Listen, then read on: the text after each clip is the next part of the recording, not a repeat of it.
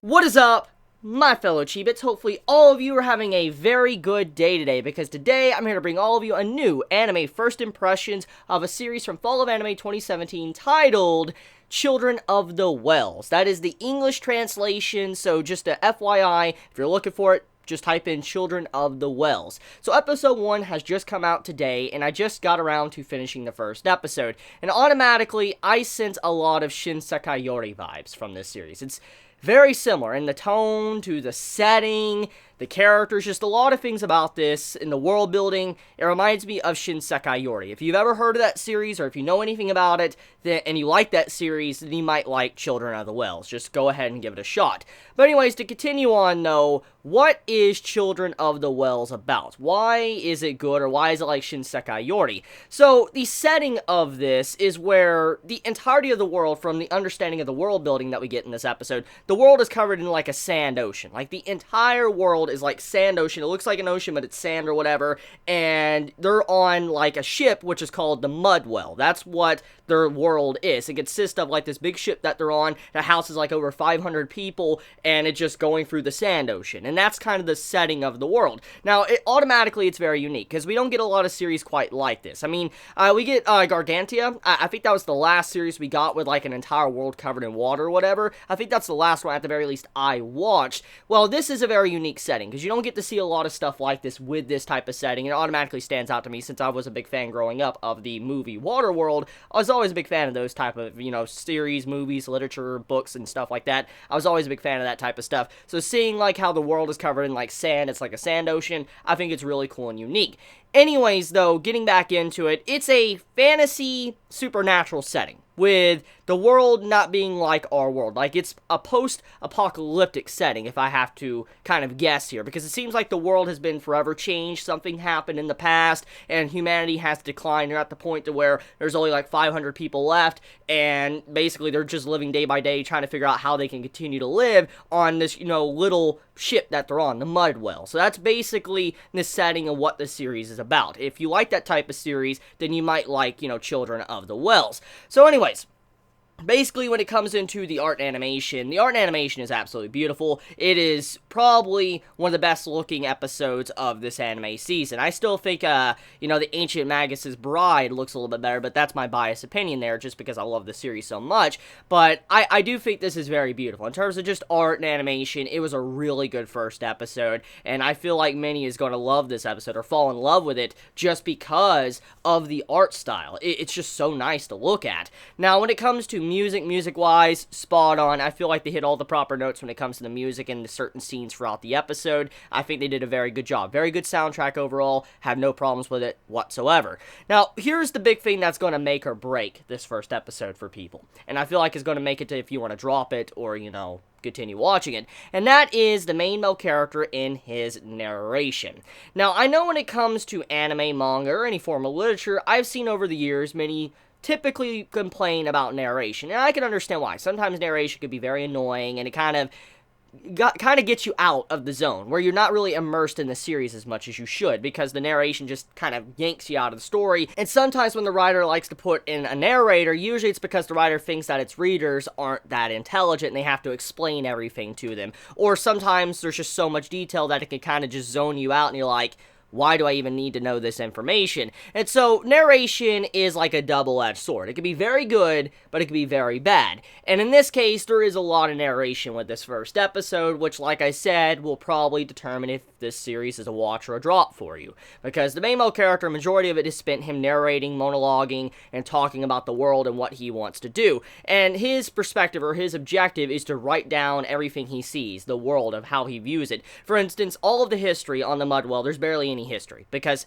no one used to write it down or whatever. Nobody wrote down history or anything, and so there's a lack of information. He is fascinated by, what's going on around him, and he has to write about it. And so in this case, he's someone that wants to write down history books for nobody can make the same exact mistake. And this is a very unique thing to do, because when it comes to our society and our real culture and stuff, we need to write down history, because if we don't write down history, we are forced to probably make the exact same mistake we made in history. Like, if you don't learn from your previous mistakes, if you don't learn from the past, then you're just going to make the same cycle, the same mistakes. And that's basically what's going to happen. And so him writing down history is very helpful, and it'll actually help out their society overall. Now, I have a lot of theories by why there probably isn't any history books or anything written about the beginning of the Mudwell, which I'll get into that in a little bit, but basically, though, his objective is to write down about the world, and he's writing down everything he sees on the Mudwell, to when they go look for resources, whatever, and eventually he gets the actual objective of exploring outside of the Mudwell, because he hears that there's some form of mainland out there that is very vast, and even the people, the elders on the Mudwell, they apparently know about. So that's kind of his objective, and while this is all going on, he's basically narrating. So,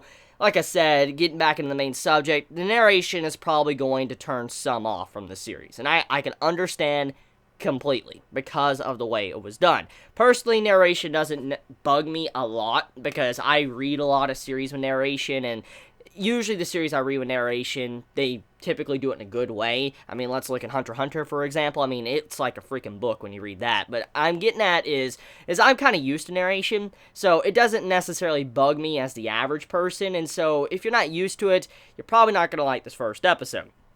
Anyways, though, let's get into my theories on what's probably going on. So this stuff is going to probably contain some spoilers. I don't know. I'm just an anime only. I believe this is based off of a light novel, so I could be wrong there, but I believe this is based off of a light novel that's been going on for a while, and if I have to make any educated guesses, I would assume that this is going to be an anime to just, advertise the original source. That's what I'm going to assume. I mean, there's a lot of anime like that out there to where usually they just make the 12-episode series, because if I'm correct, this is going to be 12 episodes. They just make it just to advertise the original source, which, yeah, so I don't think we're probably going to have all our questions answered before this series is over. I'm just going to be honest there. But I want to kind of talk about what I think is going on. So it is established that our characters, our vast majority of the population on the Mudwell, 90% of them, they are marked individuals. Now, marked individuals, they are gifted individuals. They are gifted with the ability to use, like, magic or whatever, and they use their emotions to control it and to use it. Now, the other 10% are people that, don't have any magic, but here's the catch, though. They are the ones that can live a long life. Now, you heard me correct. They can live a long life. People that are marked, that have, like, magic or whatever, supernatural abilities, they die around the age of, like, in their 20s to 30s. That's where they die. They don't get to live a long life whatsoever, while the people without magic, they get to live for long lives, normal human lifespans. So there's obviously something going on here when it comes to the setting and how society is being done. Now, I want to point out something that's an obvious factor here. They're on a giant ship. They're on a ship called the Mudwell that's sailing through a sand ocean, and it's obvious that if they all had natural lifespans, then there will become a problem overpopulation. Common sense. Overpopulation is definitely a thing, especially if you're in a post-apocalyptic world and limited resources, limited land or whatever. It's obvious that that could be a very big problem. And I believe since there's such a vast difference, for instance, you have the long-living, humans and then the short-lived humans, which are like the grunts in this society, because they're all doing the main work and stuff. They're going out of their way to scout. They're going out of their way to do little works and, get food production and all that. I'm assuming that they are being used, while the top people that, can live long lives, since they are technically in, royalty, we have seen that they are in top positions on the Mudwell. I'm assuming that they've set this up in a way to where maybe they do die young, because since they're marked, I'm assuming whoever marked them had to probably make it to where they probably die at a very young age, and that would probably help out with the population problem. That's my assumption of what's going on here, because there's no way, after living on, like, this Mudwell for so long, that the elders wouldn't come up with a theory like, hey, if we don't stop, population problems, then, we're gonna all die of starvation or whatever. So basically what they're doing is they put something on majority of the citizens to where they will die, and, they will never have to worry about this issue ever again. I believe that's what's going on, and the reason why there's no history is because they want to hide the fact of what has happened. For instance, they didn't want to write anything down, because if they did, then obviously people would know what the elders have been doing all of these years. Now, another thing too, is let's talk about how the Mudwell floats. It was hinted at a couple of times in, the first episode that the Mudwell the way it floats, it's a mystery. Nobody knows how the mud well even floats throughout the sand ocean. And what was established in this episode when they tried to scout this little mini island that was floating through the sand ocean, apparently when they were trying to go over to the sand island, when they were using these little ships, they had to use their magic to be able to keep it up, for instance, to make it float. And so that means that these ships won't just float without using magic. So for them to have to use magic on these little ships, it's obvious that the big ship needs to have magic as well. But that's the thing, they don't know how it operates. Now, I'm just taking an educated guess as well with a little hints that were given out for this episode, is that there is a prison ward on the Mudwell. On the deepest parts of the ship, apparently there's a big prison, and basically that's where people are kept. And apparently, for what was established in the episode, is that they can't use any of their magic for whatever reason. They can't use magic, which is strange. It's strange for them to be marked and all that. You think they'd be able to use it, but why can't they use it down below on the bottom of the ship? Remember what I said already. They don't know how the ship floats. This is my assumption. I'm assuming either the people in the prison, they are being absorbed of their magic or whatever, their emotions, and then they're being used to fuel the ship for it can float. But if it's not that, I believe it has to do with the people, the funeral ceremonies. Now hear me out on this one. At the beginning of the episode, it opens up with a very grim tone. We have a funeral going on, and this person that obviously was a very big impact on a lot of our characters died, passed away. But this is a natural occurrence, since people that are marked die around the age of 20, like their late 20s and 30s, they die very young. And so in this case, this is a natural thing. However, everybody cared about her, and they have a funeral service for her, and then it's stated that you can't show emotions or whatever when there is a funeral service going on. And that doesn't make any sense. Why shouldn't you be able to show emotions for someone that's dying? I mean, obviously there's this little thing going on to where it's like a myth saying, hey, if you cry or whatever, you'll be dragged down into the sand. Maybe there's more truth to that than we actually know. Regardless, though, let's think about what emotions really mean. Emotions cause it to where they can use their abilities. So why wouldn't they want them to use their emotions in that moment of a funeral service? Because something's going on in the funeral service. Okay, let me explain. Basically, when the bodies are dumped off into the sand ocean, I believe something is going on. The ship is probably using them somehow as fuel to keep it floating. I don't know, something like that's making me feel like that could possibly be a thing here, to when their bodies and, you know, the casket and all that goes into the sand ocean, however the ship is floating, maybe it's using their bodies as fuel to keep them floating or something.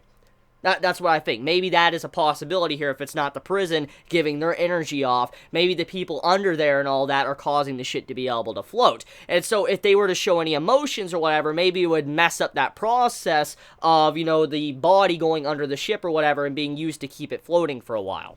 That's my theory there. Anyway, so that being said, though, it was a good first episode. I think it was very enjoyable. It's definitely worth a watch. It's definitely a very good anime from Fall of Anime 2017. It has potential to be one of the best, so we'll see where it goes. So let me know your thoughts in the comments below. I love you all so much. Please be safe. Chibi out.